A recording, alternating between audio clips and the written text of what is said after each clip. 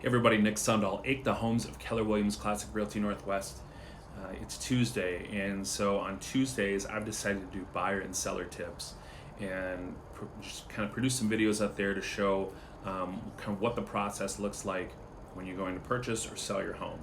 And being that we don't really do this very often, most are waiting about 10 years to sell their house, and if you've never purchased a home before, well, it's very green to you. So I wanted to start with negotiation tips for buyers. Now, you've found your realtor, you've made your offer, you've been pre-approved, your loan officer says, yep, you can purchase this home, and you've gotten actually into the negotiation process. So this is before the inspection and before any agreement has actually come to the seller and the buyer. So tip number one, know that the negotiation may be an uphill battle, right? There's more than just money at stake for a lot of these sellers, and there's a major emotional factor when you're selling your home. So between money that they put in the house for improvements or fond memories, there are a lot of emotions at play.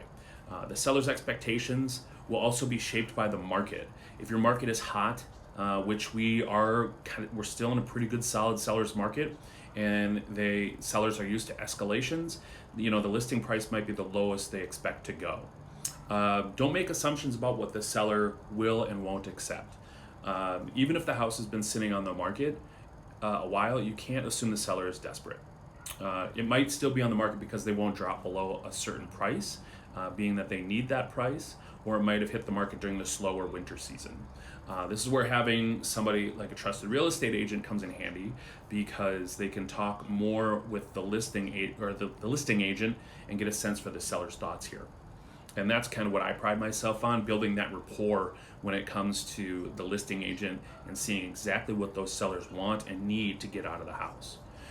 You can negotiate, tip number three, you can negotiate on more than just price. Keep in mind that you can bargain by asking the seller to leave behind appliances, fancy fixtures, take care of repairs, or lowering the asking price based on repair costs, or handle closing costs. You'd want to talk with your agent about everything that is up for negotiation. And depending on your market, there may be a lot more for these types of asks than in other markets. So, a few things about buyer negotiation. One, know the negotiation may be an uphill battle, especially in our current seller's market. Two, don't make assumptions about what the seller will or won't accept. They may be willing, depending on who's purchasing it, they may be willing to look forward to selling it to you. Say you want to write out a letter and tell you how much you love the house and how you expect to grow your family there. And then three, you can negotiate on more than just the asking price. Whether that's personal property, there may be major issues with the house, in which case you'll be able to accept for a higher or a lower purchase price, so those things come into effect as well. So if you have any additional questions, comments, concerns, please leave them below.